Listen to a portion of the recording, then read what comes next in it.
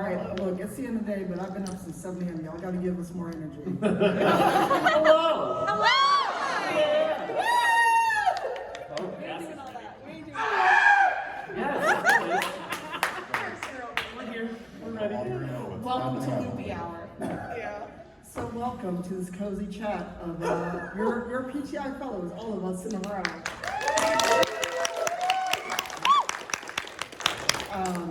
So this is something new that we're doing because this is only the second time the PAX has had the PTI, which is PAX Together Intersection, in case anyone is wondering what is a PTI.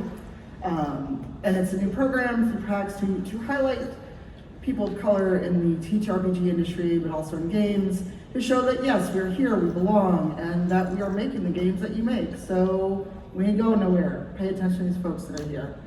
And I'm excited because everyone on the panel is my friend. And we get to sit and chat for about an hour about what this means for you.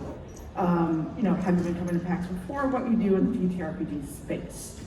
So, I'm going to start with Brian. If you want to introduce yourself. All the faces turned. Yes. Hello, Brian. Hi, I'm Brian. You may have seen me talking right here in front of you. I am loopy. It's definitely late on the first day. I am online as a bohemian. I play TTRPGs. I stream video games. I have been blogging since well before blogs existed and cook a lot, and my brain is running out of things to say. But I'm very happy to, it's really cool to be a PTI Fellow this year. It's kind of dope. Hi everybody, I'm Eugenio Vargas. I'm on the internet as DM Jazzy Hands. I sort of entered the gaming space and the tabletop space back in 2017. I started a D&D podcast when that was all the rage. Still is.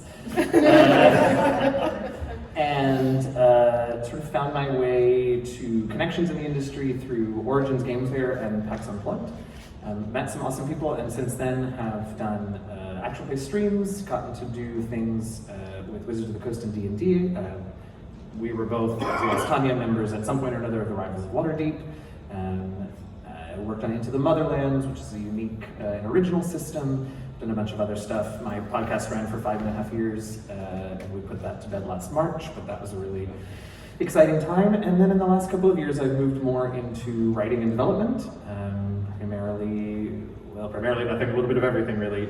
Mechanics design and lore and narrative design. I've gotten to write for MCDM Productions and some of their stuff, The Immortals and Where Evil Lives. Gotten to write for Wizards of the Coast. I put a couple of entries in the Draconomicon in Fizman's Treasury of Dragons.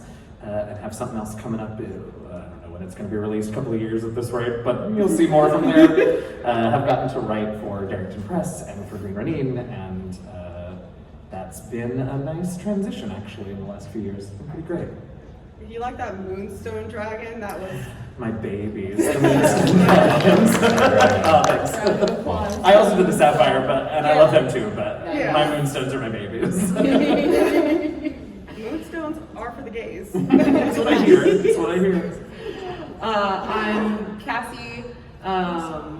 I am kind of the odd person out. I am a mental health professional, licensed clinical social worker, trauma therapist, but I also do game stuff both in my therapeutic practice as well as in my activism. I also created in Chicago Black Liberation Playday, which is an event series that is using games for liberation on the south side of Chicago. I also helped with Motherlands. Well, maybe we'll talk about that.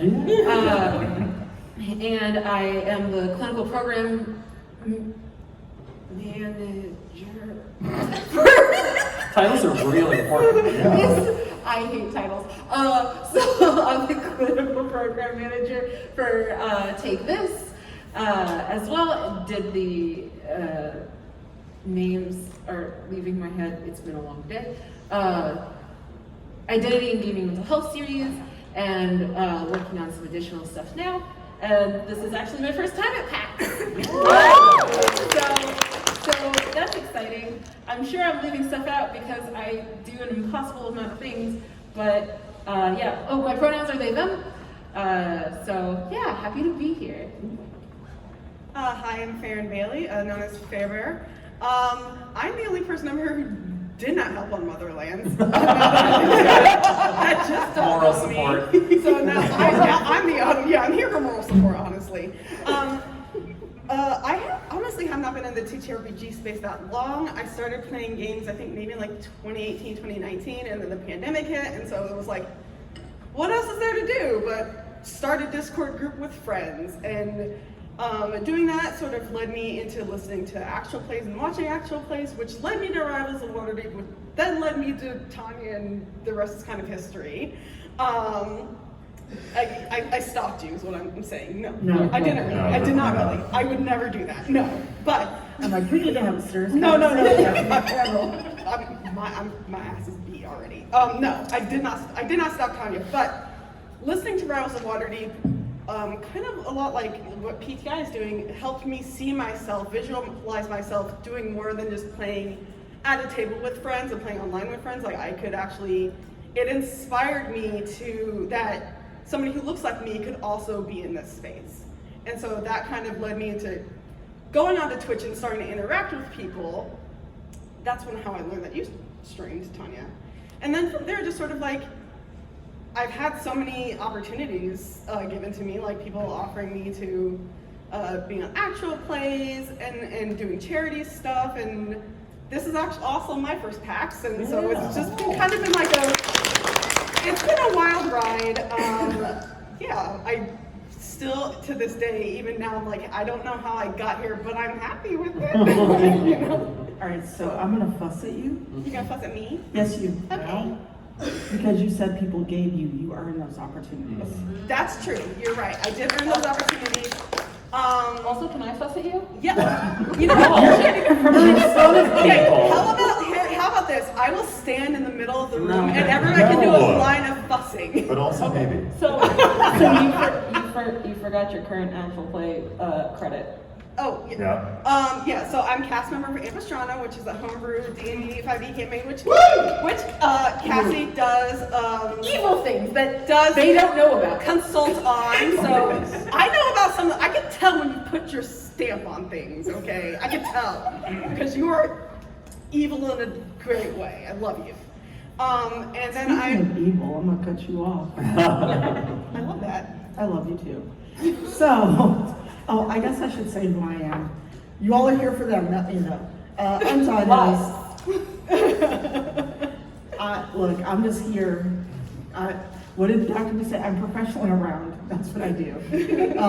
But I'm Tanya, Cyclotier. I was the PTI Fellow at PAX West, and I do a whole lot of stuff, not a lot of it TTRPG related at this time, but I was on Rivals with Brian Eugenio and Into the Motherlands, and have consulted with a lot of companies, Roundtable, Wizards, Paizo, and I'm a big old nerd, and I would like to get back to rolling dice at some point when day job gives me some modicum of free time again. But until then, there's Baldur's Gate. Forever and ever. Look, I can play that game a little too easily right now. Same. But that said, I want to talk about the importance of us being visible. And by us, I mean people of color, folks who are out and queer. Wow, the word, I wanted just left my brain because it's been a long day. Basically, how important is it for you, and what have been kind of the ways in which you've seen the landscape change from whenever you started, your actual play, your podcast, from starting at that point up to where we have a program like this, and you're being highlighted for your work in TTRPGs, no matter what form that takes. I could not have, I started playing TTRPGs in, were we even measuring years back then? Like, I'm still not measuring years. Like We had late stone 70s, early 80s. Sorry, the late 1900s. And the shrapnel. I could not have imagined. Then it really was just, mostly white nerds playing D&D, and the people of color. It was, basically anybody, a person of color or femme-presenting individual walking into a gaming store, immediately like, do you know what you're here for? Do you know what this place is about? And I gave up the hobby. Just because I was like, well, no tables really feel fun or welcoming, so I stopped. And I could not have imagined that, decades. Why am I saying like I am old, but why am I saying like that? That years later, I would see tables changing. I would see people in the industry changing. I would see other voices being highlighted, and then be invited to take part in it again. So it's been a really fun, even though it was a huge hiatus, it's been a really fun return to the hobby. And it's also been cool when others have told us, in person at PAX or via messages, that because they saw Rivals, an actual play entirely composed of people of color. Not only that, but also to let people know that anyone can play D&D. There were varying levels of experience in the cast. It's just been really cool to not feel like I inspired anybody, but the fact is that that visibility made other people realize it's possible, and I just love that. I came from the world of theater. I was an actor and music director, my whole life, certainly my whole adult life. And that industry has its own struggles with representation and visibility. And in the years leading up to the pandemic, I was really, really fortunate to sort of have a string of about 3, almost 4 years where I got to bounce back and forth between being an actor and being a music director in shows that were for people of color. I got to do several productions in productions of Evita and got to perform as Che, and our casts were really, really race conscious and culture conscious. My first one was in Miami, so the pickings were far from slim, and we had a wonderful cast of largely Cubans, but what are you gonna do? Because they're in Argentina, never mind. Sorry. You can get rid of that in the recording, right?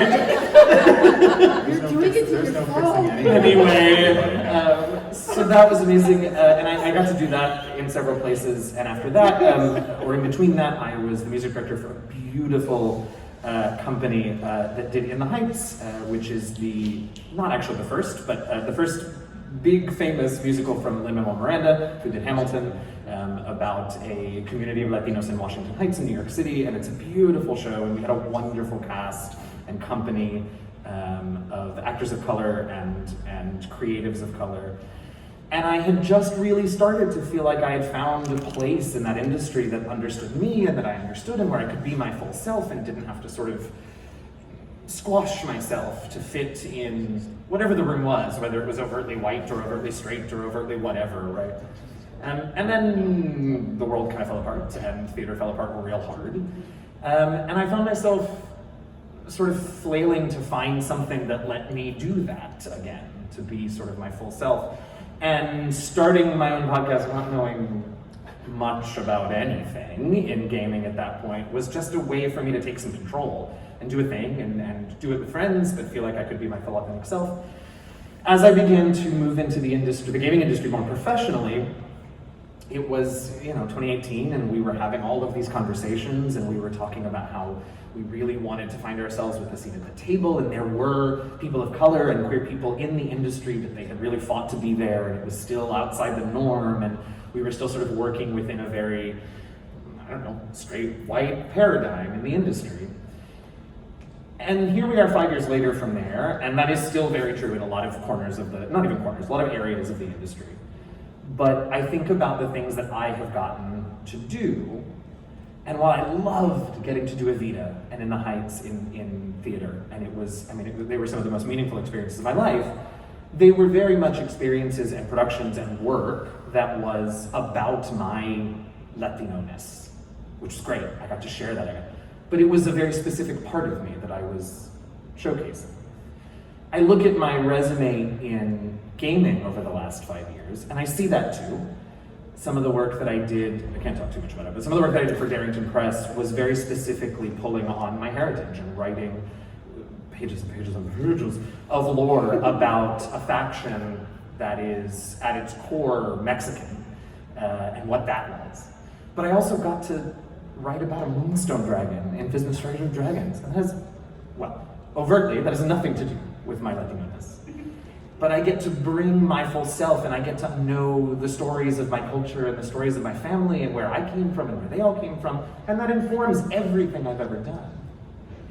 And I think the fact that we have something like this now in 2023, and we'll continue to have it, and more opportunities will continue to come, is what I've been saying since 2018 I wanted, which is not just a seat at the table, but a seat that isn't marked Latino, or a seat that isn't marked queer. Just a seat.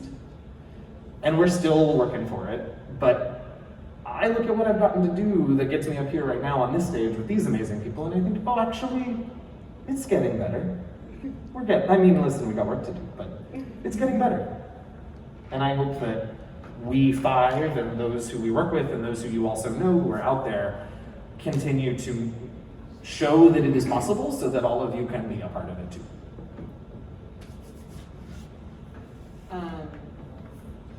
So I started playing TTRPGs in college, so over 10 years ago now, which is weird to say. It feels like yesterday. And it was definitely like, I was playing with white folks, it was not great. And so then hiatus, played with some other folks, had one other person of color, but not black. And then I started my podcast, and it wasn't tabletop. It was just gonna be like, oh yeah, Black queer mental wellness, like we're gonna talk about it and all these things, and it was really boring. Because it was me sitting in a recording booth that was, because my friend at the time was in college and had access to an actual booth at the college. And it was me sitting in a booth talking about stuff alone.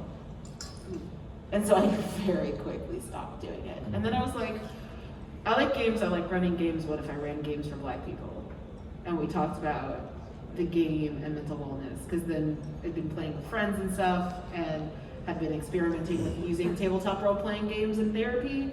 And so then Woke Mental Wellness went from like an explainer, boring explainers podcast, to like, we're Black queer people at a table playing a TTRPG, and then talking about the mental health themes that come up in the game and how they relate to our lives, which was infinitely more fun and infinitely more interesting a listen. And I'm hoping to do a season 3 of it if I can find the time and the funds. But it's being able to do that, being able to have these things and find people and not be the person sitting alone having a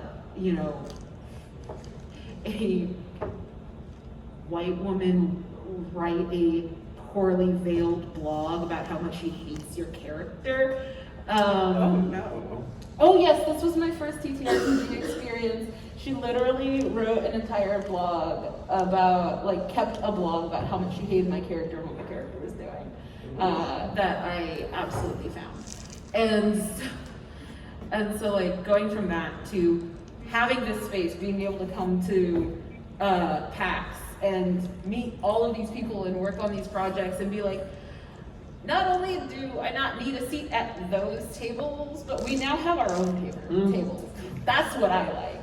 I like having our own tables. I like having spaces where we're the ones here, we're the ones designing the table, and we're not just asking for a seat. We're creating the seats and we're changing what the seats are. And that's what I love. I love that. That was beautifully said. As I said earlier, I've only been playing TTRPGs for about 5-6 years at this point.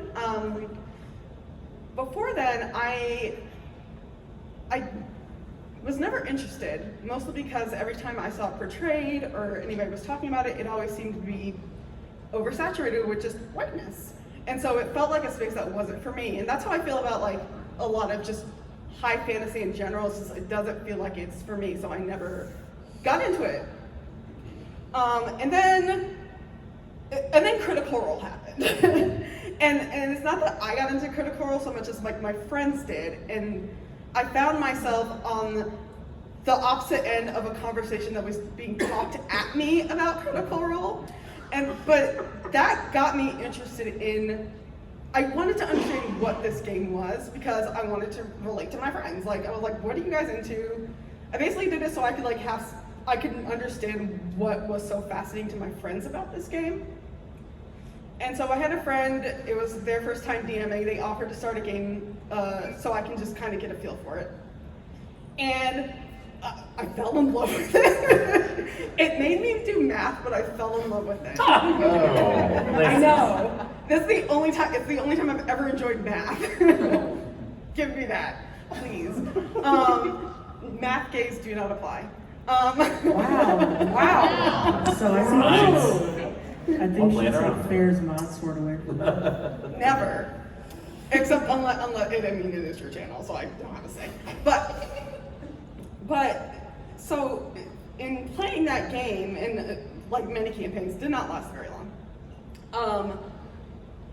But that got me excited about the game, and that led me to wanting to find actual plays in spaces where there were Black people and just people of color who were playing it.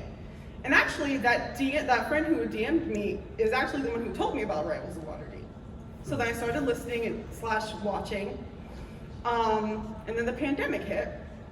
And because I was stuck at home with very little to do besides my work, like during the day, that's when I started going to Twitch and watching the streams, and then, finding a lot of other creators in the space and sort of just reaching out and networking and just meeting all these fantastic people just by chatting with them. And that has led me to finding opportunities for myself. Is that better? Am I learning? Okay. And just, it actually gave me the confidence to put myself out there, honestly. Because seeing Rivals of Waterdeep and other actual plays that were melanated people really gave me the confidence to be like, I could do that too. I could be on stream, I could play this game. And then, I said it before, I'm like, and then things started happening. And I still don't know how I got here, but I got here because of the work that I did. I got here Now she can't say anything because they're gonna yell. I'm so sorry. You broke her. I got here because of the work that I did, and just like, I guess my passion for the game, because I do have a lot of passion for playing. Like, I love it. And that's kind of just led me down to where I am today, which is sitting at a table with people that I enjoy playing with and interacting with every single day. And I do this, I didn't realize, I've always known it, but to articulate it is something different. Like, I do it because I didn't have it, or I didn't have as much of it as I would have wanted for myself. And that's how I feel about just media in general. Like, growing up, I would have loved to see more of myself on TV and in movies. And I never had that. And it wasn't until, like, I think college when I started questioning these things, because, the world conditions you to just think that's normal, to never see yourself. And so when I got into this space, understanding how white it was, and still is to a certain extent, made me want to do better for other people, so that people in the future can see themselves sitting at a table or being on stage at PAX having a similar conversation about these types of things. And I'm baffled to be here, but happy to be here. Can I be a psych nerd for a second? Yeah. Yes. Also, like, this dynamic doesn't happen without the expansion of representation and of us in the space and in these industries, right? Of like having the ability to have 3 Black folks on stage bullying each other I'm getting bullied so hard. in order to be like, nah fam, we deserve to be here. And I think that's a huge takeaway about all of this, is that so much of what we see tells us that we don't belong here. You can't help but have some of that become internalized, and that internalized oppression requires direct confrontation in order to heal. And so also, part of why I love this, part of why I do this, part of why I started Black Liberation Playday and the Woke Mental Wellness podcast is that very fact. Because it requires that direct confrontation, but games provide such an amazing opportunity to do that, whether you're on a panel with friends bullying them to be nice to themselves, to remind that they're a boss bitch who deserves to fucking be here. I and saw anyone that with a one. problem can catch hand. I saw that hand lift up. Rated E for everyone. I adore all of our banter. Oh my. We are on a panel, we all remember that, right? Yes. But I wanna give Brian and Eugenio a hard time in a loving way. Sure. Oh yeah, let me lean back. Yeah. What? Oh, like, oh no. See, they're making it weird. What's up? So I want to bring up Virgil and Kent. Sure. Oh. Because, you know, we talk about rivals a lot, we've mentioned Motherlands, but it's always made me, one, happy that you said yes, I'm not like, no, I'm not gonna play a table with you, and B, that we got to see Virgil and Kent be eventually the power couple of Waterdeep. But to just see a relationship that was queer and loving and happy, and neither of you died. Well, except for what B-Dave did, but that's another show. The dice That just wasn't- really- that wasn't well, canon. that's That's not not the canon. story. That was an AU. That was fan fiction. But I, you know, for me, it was super important. One, because I got to play with my friends, and I'm selfish. But two, to have both of you have that portrayal of not just being people of color in a relationship that was healthy and happy, but for the representation it gave a lot of people. So, within whatever you want to talk about, how was that for you? One, being asked to join the show, and then in the way that your characters culminated. Sure. I want to start just in case anyone is, and it's okay. You don't have to own up to it, but it's okay if you aren't familiar with Rivals of Waterdeep. So No, it's not. Okay. Well, so real quick, on Rivals of Waterdeep, Brian and I played Kent and I was Kent and he was Virgil. I played a Tiefling rogue and he was an Aasimar sorcerer. If you're not familiar, Tieflings are half Infernals and Aasimars are half Celestials. We were both male-presenting characters who were a couple when we joined the show later on in the series. And throughout our 6 seasons, I believe, with the Rivals, we got to play around with showing that relationship and how it grew, and as the group gained power in our home city of Waterdeep, the way that our relationship sort of became much more public within the lore of the game. So just a little bit about what on earth we're talking about if you haven't seen Rivals. What? Oh, I think for me, as amazing as this. Okay, now this sounds egotistical. But as amazing as the characters that we play are, initially that was not really the idea. We were just brainstorming like, oh well, I want to play this. What are you going to play? And it sort of was like, okay, well maybe we'll kind of flip our characters. And it was actually Tanya who said, well, what if they're a couple? And then you and I were like, okay, let's go with that. And just to be able to kind of immediately introduce our characters as such in the show, and everyone's like, every other character is like, okay, this is happening. You two will obviously need a room together, kind of thing. Like it just flowed well. And what I think I most enjoyed about as we learned more, and it's funny because we didn't like building and starting at that high level. We didn't really write a ton of background into the characters, and we sort of started developing that as we went through, and working with each season's GM to say, well, okay, well, what is this in your background? What is this like? And what was really fun is like they just have a normal, good relationship, but also they are like normal queer people. Like Kent's relationship with his family is amazing. Virgil's is not. And I mean, I mean, I purposely did that to myself because, like, it's not a tragic backstory, but it's definitely, like, it's not, like, super happy. But also, like, that could be normalized, like, to be able to bring a little bit of that, the experience that a lot of queer people have, where, like, family's complicated. A relationship with somebody who gets you is a lot easier, so you tend to focus on that. And, yeah, it was just a lot of fun to kind of learn more. That's the best experience I have from Rivals, is creating a character that really was just a bunch of numbers on paper and, like, a cool mishmash in my head of different archetypes. And over time, watching that become an actual character and well-rounded. And, you know, like, no, I'll be honest, the coolest thing is that, like, we have characters in a video game. Yeah. They are also husbands in that video game. Yeah, that's pretty and I'm great. just like, okay, yeah, that's also cool. You know, the other thing that I loved so much about getting to play Kent and Virgil is that we got to choose what was highlighted as, like, as anything, as important or as special, or as we want to make sure that you see yourself in this and representation, but it was what we wanted, right? We were at a table of all folks of color players.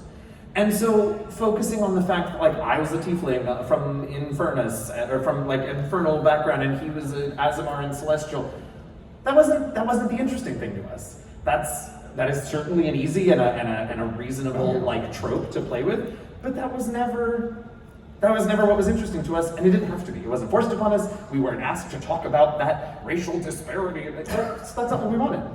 When we wanted to focus on the fact that we were a gay couple in this world, we got to. We got to partner with Blue Microphones and Logitech for Pride a couple of years ago and do a really fun little, like, mini, wasn't even a one-shot, it was kind of like a little storytelling thing with the two of us. And that was awesome, because we got to say, all right, right now, we want to be that representation of a queer couple, of a happy queer couple. But when we were in the game, if it was relevant, if we wanted that to be a thing for an episode, we would talk about it. But otherwise, it was like you said, we were just happened to be a couple who also were in the same adventuring party. And that was sort of it. And that kind of control and agency, rather than being told, all right, remember, you gotta make sure they know that you're the queer couple. Tokenize yourself right now. Yeah, and not even necessarily always from the outside, right? And I feel this particularly when I write for the bigger publishers that I've had the privilege of working for, is like, I have to make sure that everyone knows that I am a gay Mexican man who knows, you know, who did that. There is such pressure, right? As pick your marginalization, to represent the whole group well and to always make sure that everyone sees you doing the thing. And Kent and Virgil were such a blessing of, like, yeah, we did that when we wanted to. Yeah. And otherwise, we got to just live in these bodies and these marginalizations and these whatevers that we live in anyway. It's about having the space to be yourself without having to justify your presence, or, like, be like, well, I'm Mexican, I'm queer, I'm black, I'm ace. It's about not having to shuck and jive for the attention, basically. You just get to be you and play how you want to play without having all these qualifiers, because yes, I am black and I am femme presenting, but that is not, and those identities mean a lot to me, but that's also not the whole of who I am. And don't let it be, let me preach at you for a minute, because we can do it to ourselves so easily. We have panels like this, even now, right? And this is joyful and we're talking about wonderful things, but we're here because it's a little unusual for us to be here in this combination and whatever. And so it's so easy for us to put that pressure on ourselves to make sure that we are the perfect representation of X, Y, and Z, that whatever I write has a little bit of this in it so that everyone remembers that, it's important to ask people of color to write on your RPG books because they're gonna bring this specific cultural nuance that you don't have with. That's so heavy. That's so heavy. Nah, dude, I just want a Moonstone Dragon. Yeah. I'm good. But truly, and it is important, right? And if you have the space for it, and if you have the wherewithal to do it in some situation, by all means, we can use it. But that can't be why those of us, again, like, pick your marginalization, find ourselves in professional settings and getting to do cool things, that can't be the only thing that you have to prove or something. Yeah. Right? Because then you are the token, then you are playing the old game rather than making a new one. And it's interesting because my character Celeste, I intentionally made her older. Mm-hmm. I admit this because it took me a long time to realize I actually went into the trope of kill your gays with her backstory. Mm-hmm. It wasn't intentional. It was just like, I'll do this thing. But it was why she was a paladin of vengeance. Right. But it's one of those things where we're talking about this, where getting to tell your own story is so powerful. Why the hashtag own voices is always on Twitter. Mm. And that is more about, I think, what romance and sci-fi, but it applies to all forms of media because we do not get to tell our own stories. With Motherlands, we're getting to tell our story. We're getting to tell a story of what it would be like if there was not colonization, if there was not slavery in this alternate reality, not Earth. So before we open it up briefly for Q&A, from everyone, aside from what you're doing here at the convention, what are things that you hope people get out of the visibility you have for the weekend and going forward, and ways in which they can actually do the work? Because a lot of people think, well, I give Eugenio $5 on Patreon, I'm doing my part, and they don't actually do their part, but they think like, oh, I give once a year to whatever charity, or to borrow from Cassie, I did my land acknowledgement, I'm good, right? Yeah. So this is my call to action, not for us, because I'm just gonna be straight up, we're tired. And this is a preview of what you're gonna get at the panel tomorrow with me and Eugenio about not having a non-melanated table. And me. And me. Oh shit, Yeah, everyone's it's on basically the- all of us. Yeah. We can add you, it's okay. I think he's I elsewhere. think we I don't know. But the call to action is, while this program is great and it's awesome that we're here and we're getting visibility and things like that, both at all the PAXs eventually, we can't always carry the burden. And as Eugenio said, we can't be your pack mules. So going forward, what is one piece of work you'd like people to take away from this weekend and just the general work that we're all doing?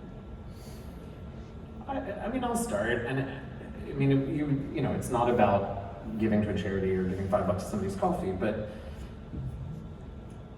vote with your wallet in this industry and in all industries. And that isn't as simple as, buy Motherlands or sub to Rivals, but it also means if you're gonna buy a new book, check out the credits page.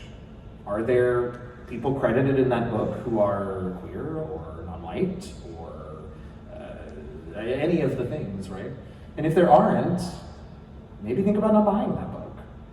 Maybe think, or maybe think about, whatever way that you can bring attention to the fact that that isn't enough anymore. And don't, and how do I want to say it? Know that that little extra bit of effort of checking out the credits page or looking at the website and the About Me pictures and all of that may feel like a less visible way of doing it than giving to the charity, than giving to the coffee, than showing up for the stream and the charity drive and the this and that, right? It may feel a little less visible, it may feel a little less immediately impactful, but hopefully you're not the only one doing it. There's several of you here right now. And tell your friends to do it, right? And encourage other people. You get invited to a game. Check out the credits page of the game before you accept the invitation. Say, oh, I don't know that I want to do that particular game because it seems to be a little one note in its designers and its writers and its credited staff and its whatever it is, right? And then suggest something else. Maybe we do this instead. That for me is more what the voting with your wallet is about. Yeah. It's taking the extra time, the extra effort to making sure that what you are consuming, not just on Twitch, not just during charity season, but all the time when you're playing games, what you're consuming, what you're buying, what you're playing, represents the world around us and the world that you want to see and support. I think that's why you all are here in the room now. So, yeah, that's my. If I could add on to that, I think just too, ensuring that you are doing the work to unlearn any biases you may have, whether they're intentional biases or not, you know.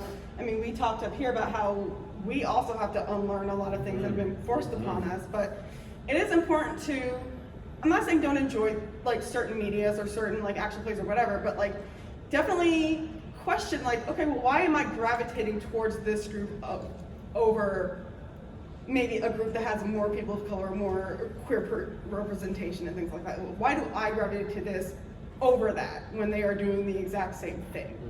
And I think when you start to question yourself, you can and start unlearning all of these things, that will actually help you invest your money and your time and your energy into other projects. And to Eugenia's point, voting with your wallet, and taking all these steps to just ensure that there is, as much as you can, like equal support and engagement with these works.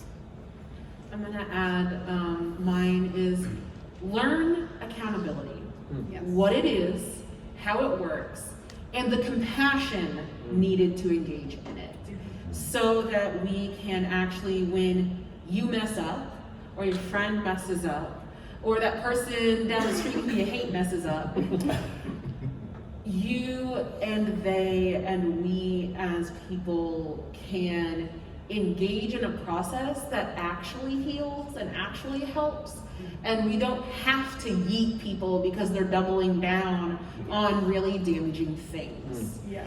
And that's mine, is doing the work to, if we want to talk about restorative justice, transformative justice in these Black and Indigenous concepts, we also have to remember that these concepts come in tandem with a communal mindset.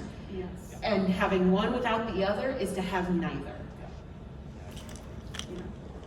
All said really good things.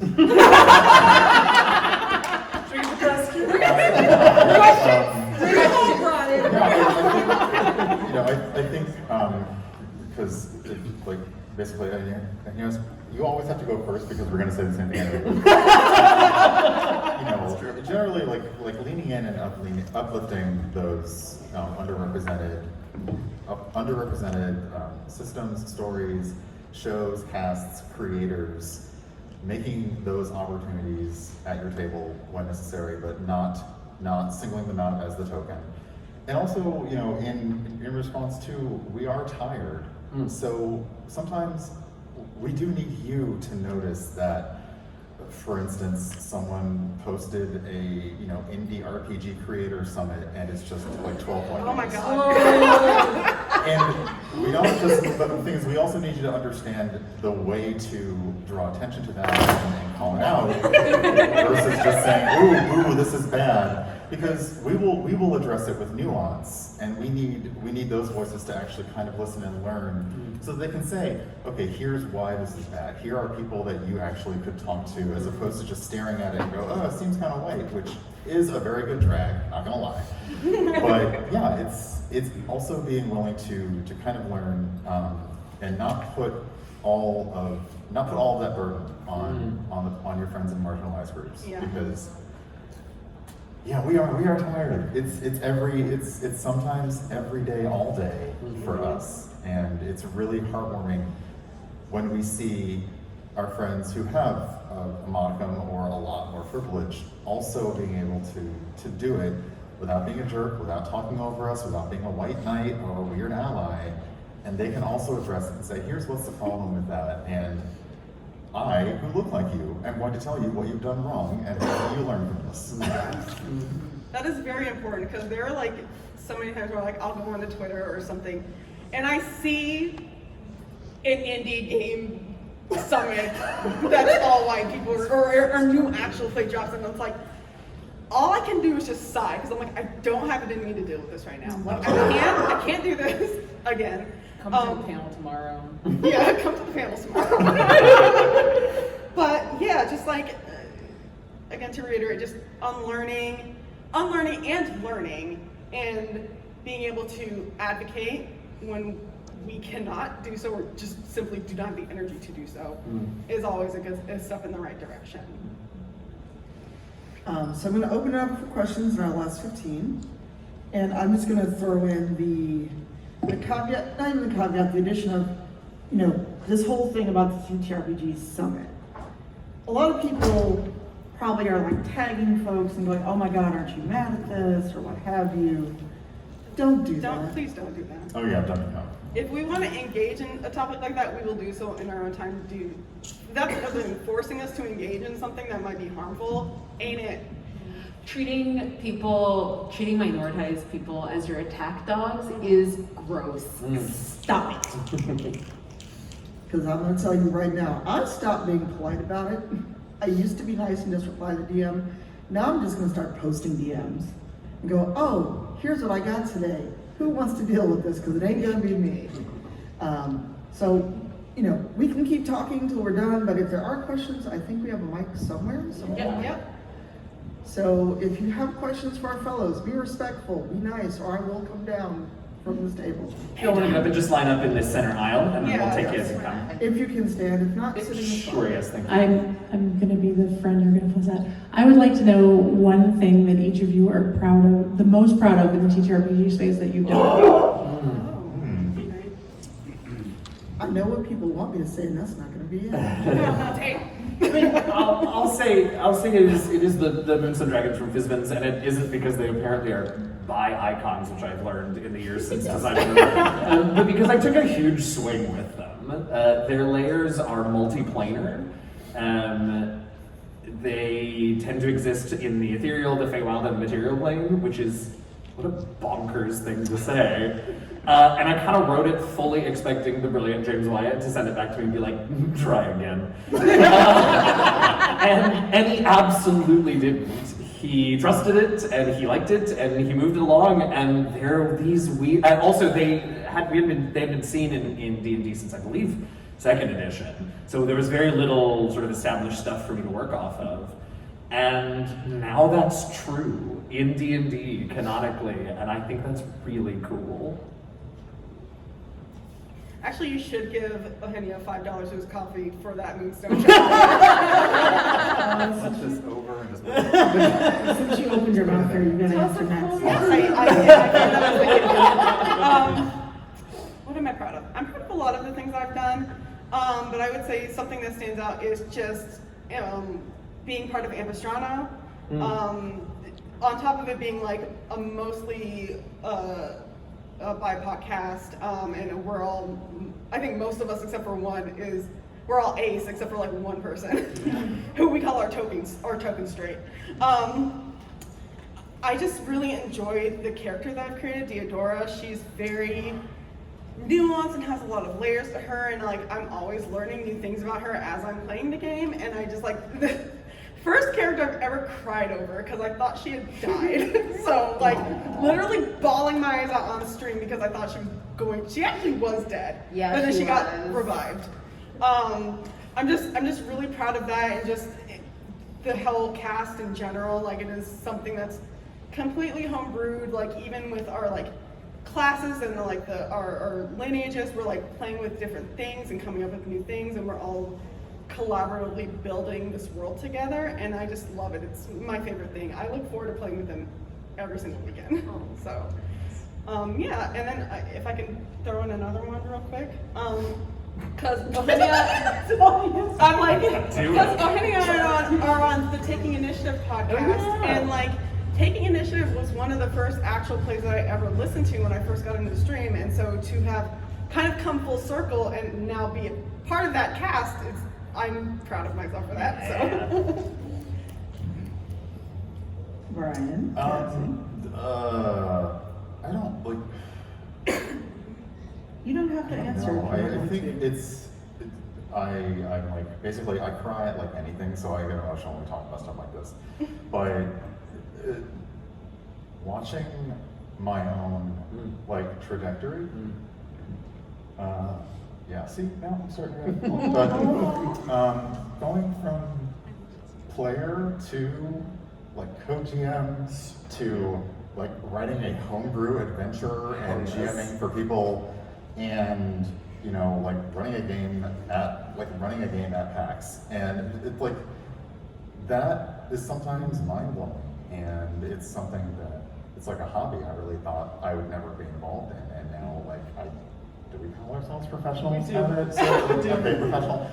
And you know, and like the fun that I have, like it's not, I mean, it's work, but it's also like being able to, you know, yes, play the big dragon game, but also lean into playing other systems, making other characters.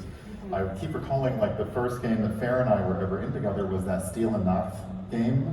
Yes. That was like amazing. emotionally draining, very sad, very dark. But so beautiful. And That was amazing. yeah, like the players came together to create this amazing story, and by the end of it, we're all like bawling because it's not a happy ending kind of story. Yeah. But just to kind of know that this part of myself that, you know, like I was never gonna be a theater person, but I've been adjacent to it, and I kind of dropped it because IT pays better, it just does. To be able to kind of pick that up and re-embrace it, and to challenge myself to do new things, even though I am terrified, and that is perfectly normal for you to be terrified when you try new things. Yes. And to learn that I'm learning now that, you know, when I pull something off, I didn't pull it off, I actually did it. I didn't get lucky. You know, like people actually liked what I did, and yeah, it's. Here. Ryan, I'm terrified constantly, so. Cassie, do you have anything you want to share? If not, that's fine. Okay, I'm gonna get hated on so hard right now. Do it. Cause I'm having a real hard time thinking of anything that I feel like counts. So I don't really Okay, have first anything. of all, Okay, let me first of Uno all. reverse on you. Okay. Let me Uno reverse the No, take that hat off your face. Yeah, you better show your face. You better show your face. I'm tired, I'm sorry. Can I say something nice about you for a minute? That I don't know if you're proud of it, but like I super appreciate it. I think it was amazing what you did. Is that okay? Yeah, go So ahead. Cassie offered their assistance during I think it was the last 2 seasons of Motherlands. In part because they were going to be writing some stuff for the book and some things that hadn't been shown on screen yet. But also because there were a couple of moments in the first couple of seasons where things got really heavy and really touched on heavy topics, and particularly mental health topics. And the incomparable Christine Ariel was playing this character who had like a lot of really interesting and really heavy stuff going on with her psyche and this and that. And Cassie offered to help me both guide the cast through it safely and healthily, and also started talking to me about other concepts of mental health and psychology and sort of non-Western, non-European viewpoints on that. And my entire conception of the way I ran that game and the way we talked about it, particularly with Christina's character, but sort of in general, was turned upside down by the absolutely incredible insight from this incredible person who, I don't know, and I think about it even in like my own life and my own mental health journey and therapy, just the things that you taught me and that I was able to take to that cast. I hope you're at least a little proud of that, because it made a big difference for me, and I think for the whole group. I would also like to say something you have to be proud of. Yeah, I did. Yeah, for not doing it yourself. I should have figured something out. Boy. Hi. Hi. Uh-oh. Look, this is now turned into the Auntie Council. But we only have 6 minutes left. So I also want to see are there any more questions before we kind of start wrapping up, because we do only have 6 minutes. Yeah. Thank you for saving me. We'll get it later, it's fine. Wow, that's really loud. For people of color who do feel like they need to show up 110% of the time, what are things that you do to deal with burnout? Weed is legal in my state.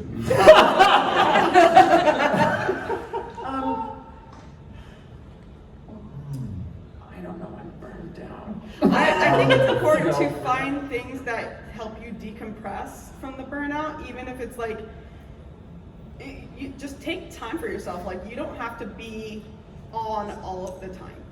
You can be you, and you should be you most of the time. I find for me, just being able to sort of do something that gives me joy helps me deal with the burnout. Lately that's been Baldur's Gate, because that's where my brain rot is. But like just finding other hobbies that you can get enjoyment out of that has nothing to do with like you needing to be on, I find that helps me. This one I can do. Yeah. Burnout is systemic, it is not a personal problem. If you are burnt out, it means that you've been failed by the environment and systems around you. So first of all, that piece. Hold to task the communities of care that do not exist and are supposed to be supporting you. 2, like, give yourself the space to 1, do nothing. And then find your people. Like, having people like this that I feel comfortable being like, shit, I can't think of anything because I'm discounting all of it, is really important. Because, again, internalized depression hits hard.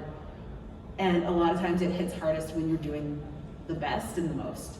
So when you notice yourself burning out, when you notice yourself getting tired, say no, find your people, do what you need, and have people that will help hold you to task to do that, and then build that community to hold to task whatever systems are failing you that have allowed burnout to happen, whether it's through pressuring you to somehow find an extra 10% because only 100 exists, and then going there. Yeah. Setting boundaries is important, and your boundaries can change. Like, that's not a problem, but like knowing what you need in the moment will help you. And my non-facetious answer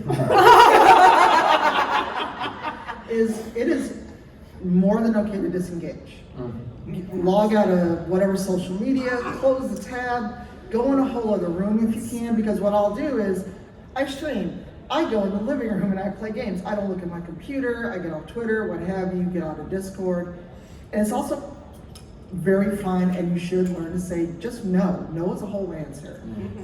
And there are people that expect too much of you, because I am the only Black person on my team at work. And there are days when I just go, nah, you're not getting this out of me today. Because it is fine, you are not a pack mule, none of us are. And it's fine to disengage and just go, you know what, I've had enough of Twitter, of everyone, don't answer your phone. Maybe tell 1 or 2 people, I'm checking out for the weekend, I'm fine, I just need to not be online. And that is more than okay. And if people give you a hard time, go, here's my PayPal. Yeah. You want 110%, pay me 150%. And that's fine, that is perfectly fine. That's why a lot of people don't like me, and I don't care.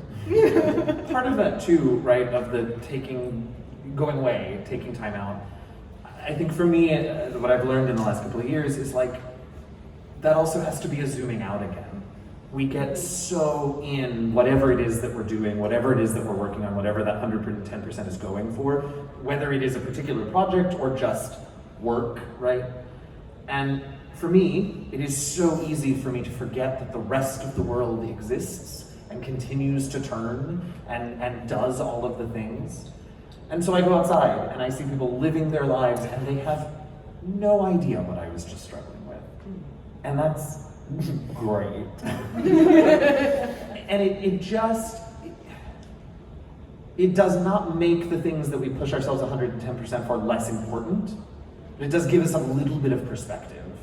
And hopefully will help remind yourself that you can't do it all by yourself. You're not going to. We feel like we want to, we think we maybe can, we narrow the scope of what we're doing so that, well, no, I can't in this, but I can in this. It is not upon any one of us. It cannot be. That's just not, there's just 8 billion of us out there. And so I take some time outside and I remember the rest of the world and I get a little bit of perspective and I think, you know what? I'm gonna take this weekend off and I'm gonna remember my partner, I'm gonna remember the dog we dog sit, and that's all I'm gonna worry about, and I'm gonna remember that that part of life is important and valuable and here. And that's a perfect wrap for Oh. our panel. Look at you. Right on time. We're gonna go down the row and starting with Pherin. Just what are you up to the rest of the weekend, PTI Fellows? Yeah, so I am Pherin. The rest of the weekend you can find me. I'm running another game tomorrow in the PTI lounge. I can't remember the time, so sorry. And then I'm going to be on the how to stop having a non-melanated table panel.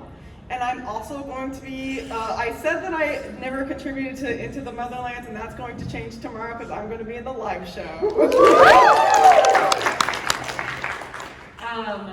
I have the how to not be on how to have a melanated table panel. The Fight Me You Cowards Now Kiss panel. Yeah boy. Okay, I'm proud of that name. Yeah, it's okay. There we go. And then I'm on Wrong Answers Only because I'm a gremlin and chaos. And then Sunday I am running a game of Dread that you can sign up for. So yeah, because horror is my bag. So come let me kill your characters.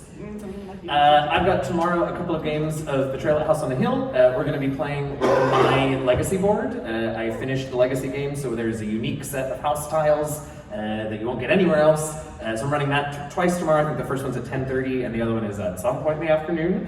I am on the no non-melanated tables panel as well with these folks and doing the Motherland show tomorrow evening. And then on Sunday, I am running an adventure from Journeys Through the Radiant Citadel for D&D. It is an adventure that I ran for some brilliant folks from Critical Role that we put up on YouTube a while back. It is Mario Ortegon's brilliant and beautiful Fiend of Hollow Mine. And I believe we get going at 12:45 or 1 p.m. on Sunday. You can sign up for all those things on the app. Allegedly. Tomorrow I am in the PAX Together Intersection Lounge running Thirsty Starved Lesbians at 11:30? Wait, 11:30 I think, yeah. And then Motherlands tomorrow night. What's that? 11:30. Which, well... The time's Yes, yes, yes. be there at 11:15. Be there at 11:15. And I'll probably be there with lots of anxiety. And then tomorrow night is Into the Motherlands. That's going to be a lot of fun, playing for the second time.